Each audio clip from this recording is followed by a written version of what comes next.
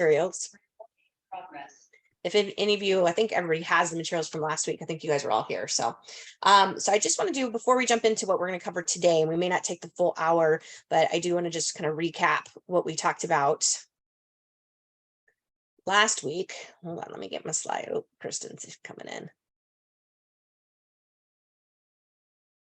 So just the different stages of the negotiation. So we talked about this last week, right? We talked about it from the buyer perspective and the seller last week, buyer perspective and the seller's perspective. And so the stages of negotiation, just to recap, is that we want to be prepared, right? We want to gather all the information. Some of you, I think I sent all of you guys the lender checklist that I had created many moons ago to try to gather information about the lender, because lenders is an integral part of the transaction. And if they suck or they don't know what they're doing, then that's going to be a challenge for you to navigate that.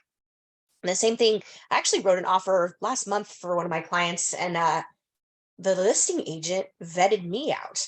That was the first time in 25 years I had someone actually Google me. She knew all about my book and all kinds of stuff. And it was really it was a little off-putting at first, because I was like, wow, that's uncomfortable. But it's out there on the internet, so got to get over it. But it was really interesting that she vetted me out to see how I would be in that transaction, how it would be to work with me in the transaction, which actually, after I got past the part of it feeling a little stalkerish, I was like, that's actually pretty cool. And maybe something we should all think about doing, right? Is vetting out the cross agent, because they're an integral part of the transaction too. If you do this long enough, you're going to have a situation where the lender ghosts you because there's a screw up, or the buyer's agent ghosts you if it's your listing, or vice versa. And so making sure we're gathering the information, not just about the contract, but about the key players, who are the people that are involved in the transaction, and are they going to be good to work with, right? And then have a strategy. So develop your strategy. As I said last week, I don't present offers to any offer without vetting out the lender. I just don't do it, right? And I don't care if I have 10 offers, I'm calling all the lenders. And I like it when the lender calls me, right? Some agents don't want that because it's extra work. But you guys, how can you present a contract and really know the ins and outs of it if you don't talk to the lender? I just don't get how you can even do that. Running your cost sheets, right? So having a cost sheet going line by line through the contract so you don't miss anything. It sucks to have to give up your commission because you missed a washer or a dryer or whatever in the contract. So make sure you take your time, you go line by line, and you itemize what the offer is, so that when you present it to the seller, you have everything there. And if you've got more than one offer, that's really important to do that. And again, like I said, I run cost sheets because I want to have the seller, they want to know what their bottom line is, right? So then we want to discover, so identify the counterparts. What is their interest, right? Why is this person wanting to buy or sell a home? If we can find that out, right? Sometimes we can't, and that's okay, right? Don't give away. It's like playing a good hand of poker, right? Which I don't know how to play poker, but I'm going to use the reference. Is that you don't want to give away you want to have your poker face, right? You don't want to give away key components that could be used against you in the negotiation. Okay. Bargaining. So what is the offer? What are the counter offers? What are any concessions? I remember last week we talked about the concessions sometimes aren't about money. Concessions could be, a piece of furniture, could be, whatever. I had a situation on this deal I'm closing on Thursday up here where the sellers took it upon themselves to fill the propane tank. And when we were there a couple of weeks ago walking the house, they said, oh yeah, don't worry about it. We'll go ahead and take care of filling the propane tank for you guys. Kind of made it sound like a favor. So we're like, oh gee, thank you. Well, you guys, propane tank in a 250 gallon thing is not cheap. It was anywhere, I think it was about $1,200. So we get down to closing, to signing docs, and the listing agent's like, hey, we need to have the propane tank or the propane cost added to the settlement statement. And I pushed back. I was like, well, that we don't have a receipt, and the sellers took that upon themselves. Like, that's not our problem. And at this point, we have to change the settlement statement. We're going to have to change our closing statement, which now is going to make us our CD, which is going to make us late on closing. And so I had to push back, right? And so if I hadn't, that he's saying that's personal property, which one could argue that, but what are those concessions that my clients just got a huge concession that they don't even know they got, right? Because we haven't told them. So concessions don't have to always be monetary, right? And then what are any contingencies? As you guys know, the contract has certain contingencies already built into it, but there's a lot of properties on the market right now that are under contract with contingency. So we haven't seen that in a long time, right?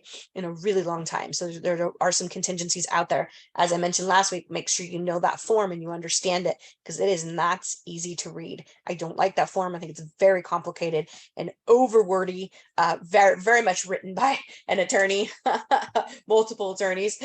So just make sure if you're not familiar with that, that you understand that form. And then lastly, we want to close. So maximize and have a solid offer, right? We know what the value is and everybody can get this thing across the finish line, because it's one thing to list the property, it's another to sell it. And then the real success is when we get it across the finish line, because a lot of things happen in between all of that, right? A lot of things can happen. Okay. So just kind of recapping what we talked about last week. And then I'm going to stop the share for a second and get my slides advanced. Good morning, Kristen and Lisa. Let me get my slides down to where I want to be. Any questions, comments, thoughts about that?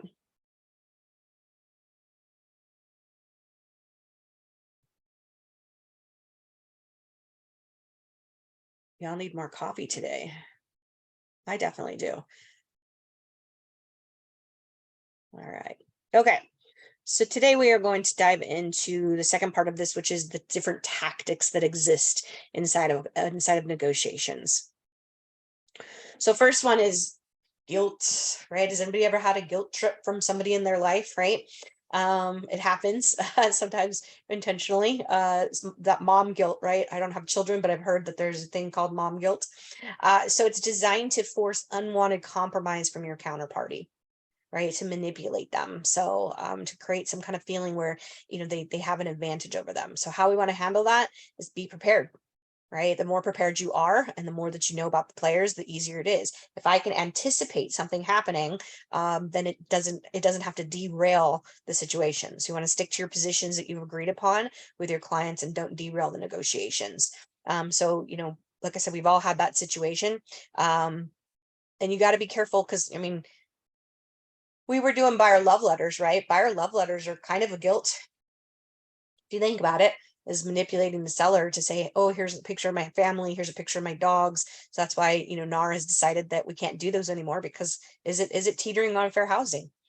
I'd like to consider myself the queen of the originator of love letters, because I was doing them way back in the day when I was a full-time buyer's agent on Nate's team, right? And so it's okay to still write a letter, but you got to stick to the facts, right? Stick to the facts of the contract and not anything personal about the person. I had a listing a couple years ago that my client got sucked into the love letter, and then they ended up canceling on us. And after that, she was like, I don't want to see any more love letters, right? Because she felt guilted into taking that offer. So stick to your position, and don't get sucked into that. The next is extreme anchors. So these have been employed to slant the relative starting point of the negotiation. So take this investor, for example. Property's priced at 440. He says, the best I can do is 300. His name's Tim. I said, Tim, you're wasting your time. I said, I can't negotiate $140,000 off of an asking price in the market we're in. I just can't. I know the property's expired, but that's just a really big ask, right? So that to me would be an extreme anchor, is that he needs to use the fact that he wants to renovate it and flip it as a reason to try to steal the property from the seller, right? Or get it at a really good deal. Okay. So how do we want to handle that? We want to acknowledge that the offer is unacceptable, but don't immediately engage with the counter offer. I don't know that I necessarily agree with this.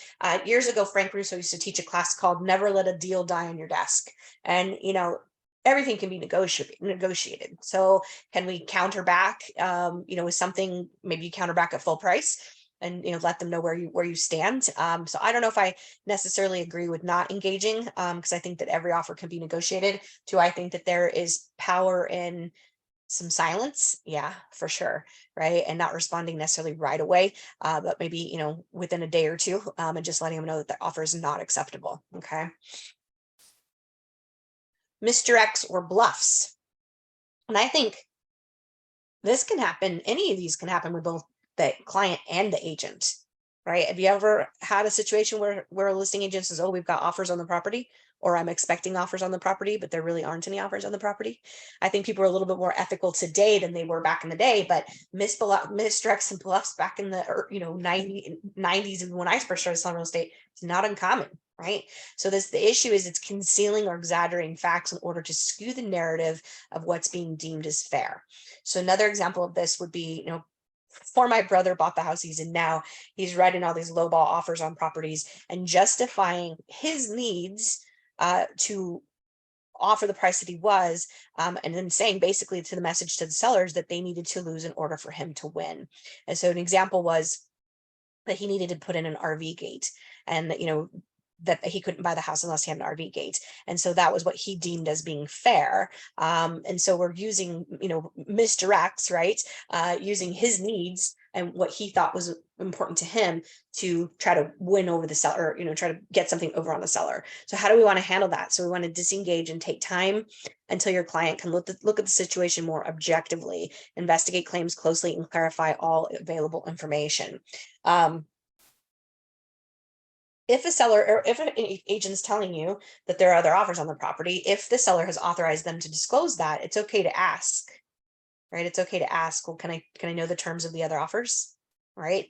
The other thing too that I talk about that I don't know how many agents are doing it, but if you're representing a buyer and you feel like there might be something shady going on, ask to present the contract in person. Seller doesn't have to oblige you, or jump on Zoom and do it if that's easier. Seller doesn't have to oblige you, but I think it's important that you ask. I've beat out multiple offers by doing that, by going and sitting at the seller's home and presenting my offer in person. You don't know if your offer is being presented in the fair light that it needs to be unless you're the one presenting it. And so just keep that in mind of what the fiduciary duties are when you're representing a buyer, especially if you feel like there's something shady going on. Okay, so misdirects and bluffs. All right, so threats and warnings. So threats, so employed at the height of the counterparty's emotional state and clouds their decision making. I think you do this long enough, you're going to have a seller or a buyer who says, well, screw it, I'm going to cancel. I don't care if I lose my earnest money, right? We all, you do this long enough, you're going to have a situation where somebody gets emotional and throws their hands up in the air and says, I don't care, cancel the deal, right? I'm going to walk away. And it's just because they're very emotional, right? And they're not thinking straight. And so we want to try to defuse the situation, right? We want to label it and then ignore the threat. Ignoring a threat can diffuse the tactic. Okay, so just kind of, if you're working with the buyer, maybe acknowledge how they're feeling, let them vent, and then work through it. Because in most cases, they don't really want to cancel. I had a deal close not last summer, but the summer before, and the builder had taken 16 months to finish this guy's house, and they were pushing us to close despite the fact that the house wasn't finished. There was missing fixtures in the bathrooms, the appliances hadn't arrived. There was just some other things that were missing and not completed. And they said to us, well, you have a microwave, so technically you can cook a meal, and one bathroom is complete, so technically you have a bathroom, even though the house had 3 bathrooms and only one of them was complete. And it wasn't the master, or I guess what are we calling the master bedroom? The primary bedroom. This guy was the most chill guy ever, super chill, had been so patient. We get down to the bottom line, and he was threatening to cancel. Even though this was his dream home, he put everything into it. We won the lot on a lottery, like it was everything. And he said, I'm looking at houses back in Houston. I'm going to cancel and walk away. And I said to him, his name is Adam. I said, Adam, don't let the builders, poor choices right now and poor customer service ruin your dream of living in Arizona.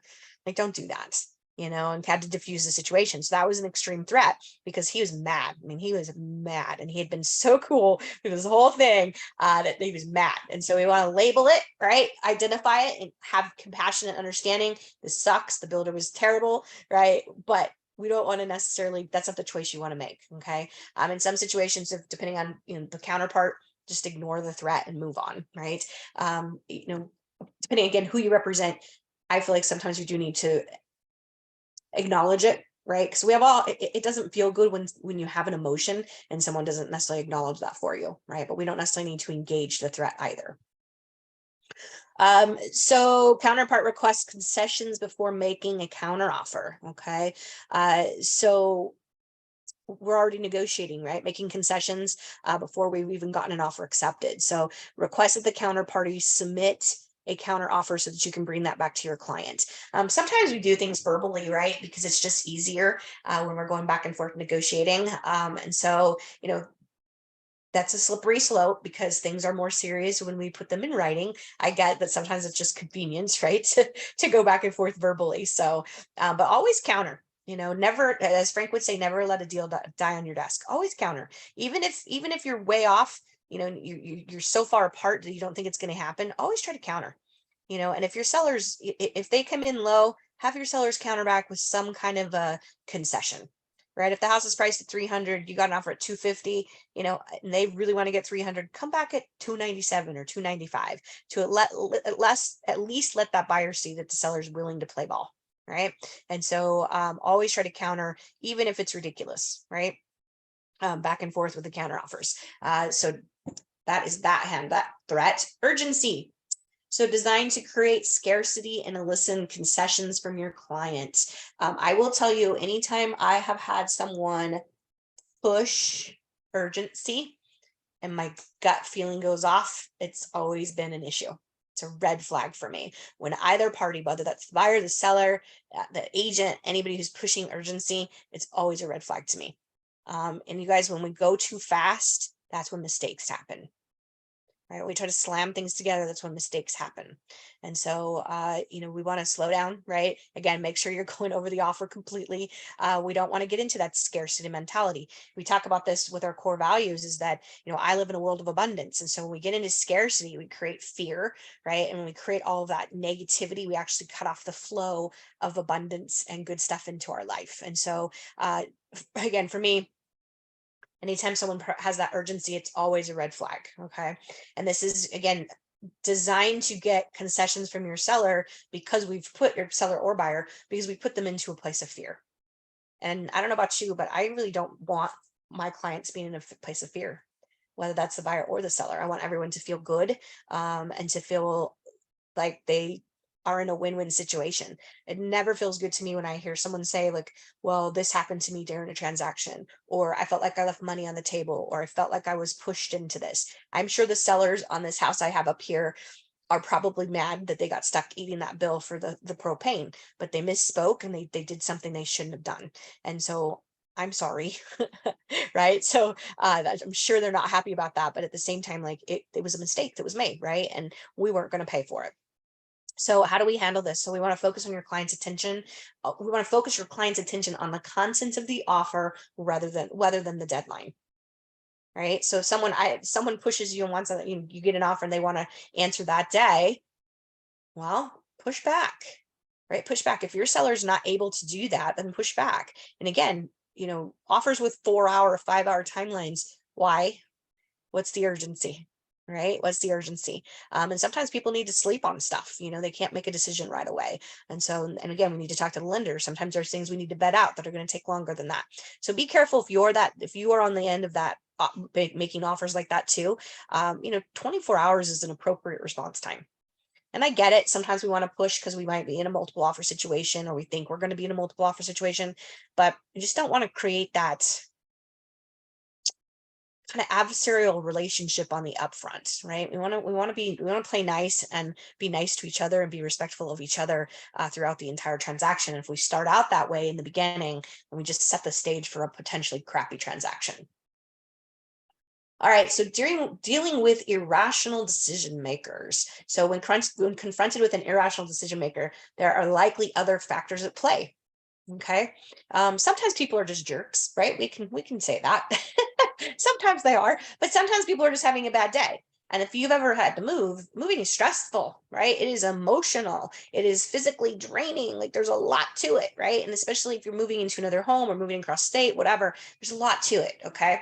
Or, situations, if there's divorces or death, like there's all these other emotions that come into play. And sometimes I think we need a psychology degree along with our real estate license, right? To be able to deal with those different emotions. So check to see if if your parties are ill-informed. Do they have all the facts? Do they know everything that we're playing with here? Sometimes details get misplaced or looked over, right? Or misconstrued. Okay, so are they informed? Are there constraints? And then what are their other interests? Are there other things at play that maybe you don't even know about? all right, that they haven't disclosed to you. I had a listing, this was years ago, I had a listing, and my sellers, I'd sold the house to them, and they moved and the house was vacant. And I went to check on the property, and I roll up, and she would not reduce the price. Like, it was just not selling. She wouldn't reduce the price. I roll up to check on the property, and there's a notice of pending foreclosure on the garage door. And I call my client. I'm like, what's going on? She was embarrassed to tell me that they hadn't been making the mortgage payment, right? Which to that, I said, we're reducing the price. This is silly. You're not gonna let your house go to foreclosure because of the price, right? And I had to work through that. So, and it's not necessarily another interest, but it's an example of something where that was an important fact that I needed to know, that when they left the property, they decided to stop making their mortgage payment. All right. So that was something I needed to know. And so kind of, we want to create that safe space. That's why when we in the conversion classes, we talk about confidentiality, right? That we share that with the client on the upfront, is that we want to create an environment where we have confidentiality. If you've ever needed a suit in your lifetime, an attorney, there's something very comforting knowing that that person standing next to you, you could tell them anything in the world and they have to go to their grave with it, right? There's something very comforting with that. And so we think about our clients, and we get to practice law without the attorney degree. We have to create that same type of environment where they feel safe sharing with you, because if there are underlying factors that you don't know about that now comes up in negotiation, it creates irrational decision making. You're stuck going, I don't know what the hell happened. Right? You're trying to read between the lines when there's something going on that you don't even know about. So I think it's important from the jump that you create an environment where they feel like they can share everything with you. Okay. And that they could be totally upfront and honest, sometimes to a fault. Okay. So is there other interests involved? So we want to remember that offers are rarely non-negotiable, right? Never let a deal die on your desk. You can always aim for the level playing field by making sure all information is known by both parties. And so when in doubt, disclose, right? We always want to disclose everything that we need to. And so again, just how do we negotiate and not let a deal die on the desk? Sometimes they just don't, right? Sometimes they don't come together, but most of the time we can put something together that it feels like a win-win for everybody. Okay. All right, so challenge. So consider your current negotiations, your current strategy. What do you do? What's your current strategy? Is it different every time? Or do you relate to one of these that you feel like, oh yeah, I do that, right? Or, ooh, I better not do that. So think about how you use the things you learned to improve your approach.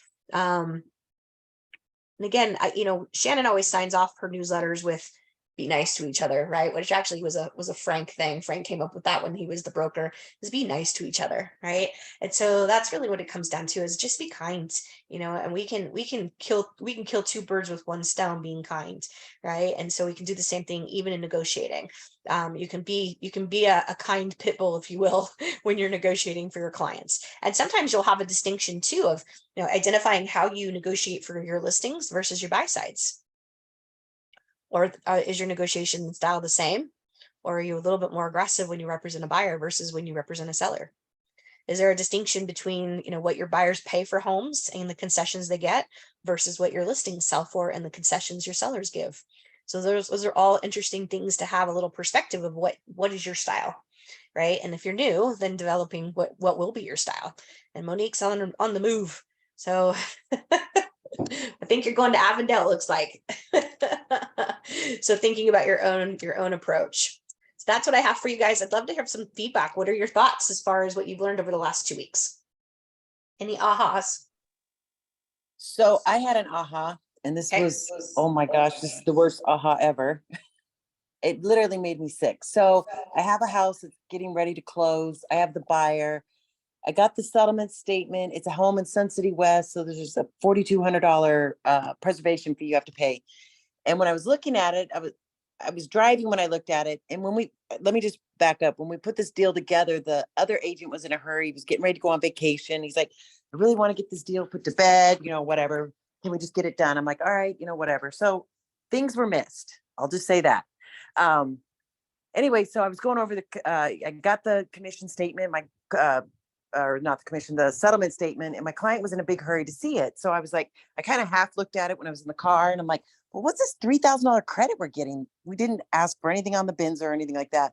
So when I got back, I'm like, oh my gosh, like I caught it on the counter offer that the other agent wrote. He wrote on there, that they wanted the earnest money to be $3,000. So of course we see that, and I tell them, I'm like, oh no, they want it to be $3,000.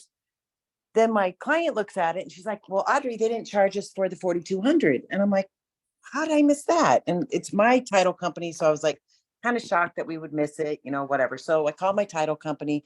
And at this point, I realized that he screwed up on the counter offer because he put the seller to pay earnest money, the 3,000. So I was like, oh my gosh. Like, first of all, I don't understand why you would put seller on there, but whatever. So when I was talking to the title lady, she's like, well, Audrey, on the counteroffer, it says it. And I'm like, well, what are you talking about? So the guy wrote on the counteroffer, line 344 to be removed. Seller will, because we'd asked for half of it to be paid by the seller. Seller will pay all of the capital improvement preservation fee. And when he put on for the earnest money, he said line 11 to change, the seller will pay 3,000 earnest money. What? So now I'm seeing this and I'm sick to my stomach because I'm like, oh my God, I can't believe I didn't catch this. But now his seller's out $7,200. Oof. Yeah. So So I'm like, oh my God. What and they're like, there's nothing unless there's an addendum made, unless you're a buyer, because it has to come back now to the buyer who's now seen this settlement statement and now looks at the counteroffer going, well, no, that's what they put. So well, did your buyer already have earnest money deposited though? no, because we were going to offer $1,000 and he had said earnest, all I saw earnest money to be 3,000. I'm like, all right, whatever. But I didn't even, this is what really was an eye opener for me because I'm like, Audrey, you didn't read it. Like you totally missed where it said seller will pay. Because I could have caught it then and said, well, we should be paying the $3,000 because it is our earnest money. Yeah. So Well, it won't be caught. It won't be caught until, and I don't even know. There's some agents who do not look at settlement statements. you have to. Well, you have to, but I know for a fact there's a lot out there that don't. Because they don't know how to read them. Well, yeah. So either he's going to eat the 7,200 or his sellers are. Yikes. I think you would argue, someone could argue what was intent for that, right? That sellers don't usually pay earnest money. So what was the intent of the agent? Right. And I think, are you guys opening escrow? Oh, we're closing next week. My people have already sent their wire funds. And what is he saying about it? The listing agent? He hasn't said one word. He probably hasn't even seen it yet. We got the settlement statement last week. I saw it right away. So I'm like, oh my God, oh my God. So I called, is it Renee? Who's our broker right now? Renee, right? Oh, Leanne. Leanne. So I called Leanne. I'm like, oh my God, I have a big thing going on. And she's like, well, Audrey, it's a mistake on his part then. That's a mess. It's a huge mess. And I'm like, when is he going to catch it? Because I don't want to call him and say, oh, hey, dude, by the way, because I can admit I've made a mistake before. Like I didn't catch somebody asked for a concession. This is when I was new. Somebody asked for 1% in concessions. I totally missed it on the contract. Well, I paid the 1%, because that was I can't have my seller pay it because it was my fault. Right. But he wrote this, and when I was talking to Leanne, I said, I did not write the counteroffer. I didn't try to slide one over. This was he wrote it. And so when I'm looking at the counteroffer and I'm like, why wouldn't you just say line 11 to be $3,000? I mean, why would you put in there seller? Because he was in a hurry to go on vacation and wasn't paying attention. Yeah. And so, and as far as the intent goes, I mean, I get the earnest money part, but he could have been saying, we'll go ahead and pay the whole 4,200. Instead of splitting it. So that one, I don't think they could fight. I think the earnest money one they could fight. But from what title said and Leanne said, this is it's a signed document by all parties. And this is why, Leslie and I were talking about it. It's even when you send stuff to DigiSign, especially when you're dealing with older clients, you really need to read through everything with them. Because most people get the DigiSign and they just go, they know what you said to them. Oh, yep. This is what we're doing. Okay. And then they just go through and they sign everything and they don't even pay attention. Yep. Yikes. Yeah. And let that too, you guys. I mean, got to look at the settlement statement. Ignorance is not bliss in this situation, even though I hate that saying. So you got to look at it. If you don't know how to read it, call Jody. Jody will sit down and go over it with you. Any of your favorite title people will sit down and go over it with you and explain what you're looking at, because those things are difficult to read. But you got to definitely check that stuff and make sure there isn't any surprises. I've had title try to slide in an HOA rush fee because they dropped the ball and didn't order the HOA. And I'm like, no, not doing that, right? And so, wow, it's gonna be interesting. You'll have to share with us what happens when you guys get ready to close and the seller's coming out of pocket all that money. So yeah, I'm sick about it. I really am. I mean, it really does like make me sick to my stomach, but all I keep saying is thank God it was in favor of my buyer. No. Yeah. Well, I think he's probably gonna argue on the earnest money. Just be prepared for that. So yeah.